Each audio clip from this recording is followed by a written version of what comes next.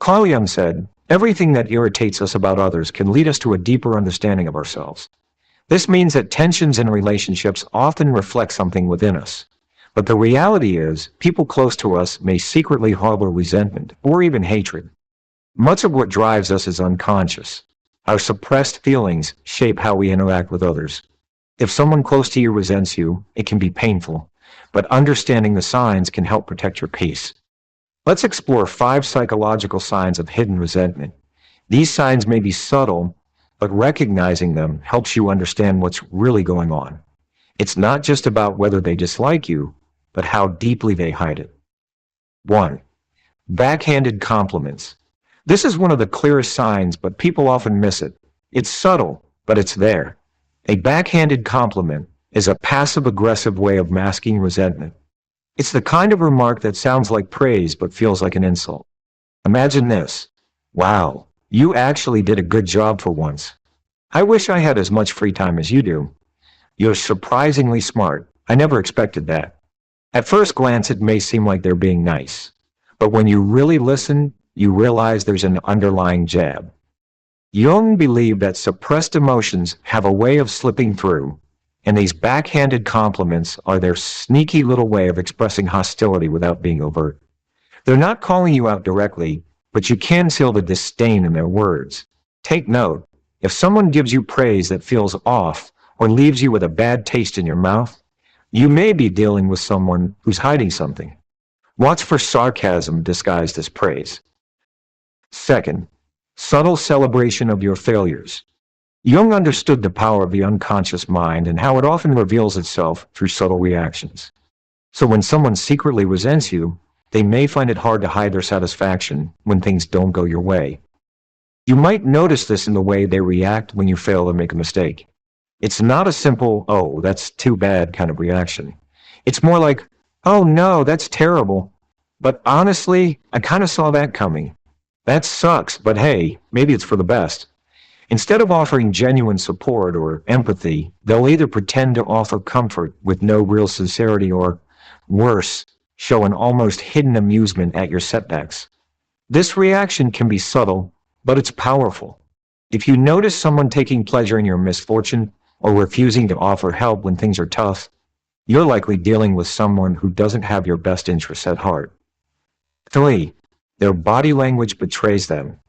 Jung placed great importance on the subconscious mind, and as he put it, what is not said, what is unsaid, is just as important as what is said.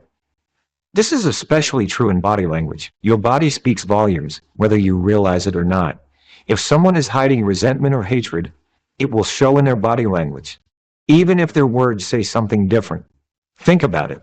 Are they avoiding eye contact with you, but easily making eye contact with others?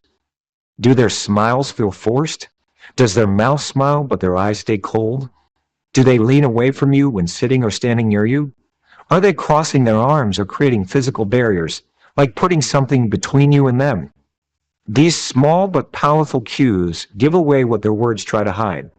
They might say they care, but their posture, their facial expressions, and their physical distance tell a different story. Jung would argue that our unconscious mind doesn't lie, and in this case, their body language is betraying their true feelings. 4. Imitating you, but not in a positive way. Here's an interesting twist. Someone who secretly resents you might start mimicking you, not in a way that's flattering, but in a way that feels competitive or envious. You see, Jung's concept of the shadow self suggests that people project their own insecurities or hidden feelings onto others. When someone secretly hates you, they might feel threatened by your presence or feel inferior in comparison. So what do? They imitate you, but not in a way that builds connection. They might start copying your clothing style, your interests, or even your ideas. You might notice that they start dressing like you without any real discussion or reason. Adopt your hobbies or interests, but it feels more like competition than admiration. Copy your ideas, but take credit for them as if they were their own. Constantly try to one-up you. Everything you do, they try to do better. It's an ironic dynamic.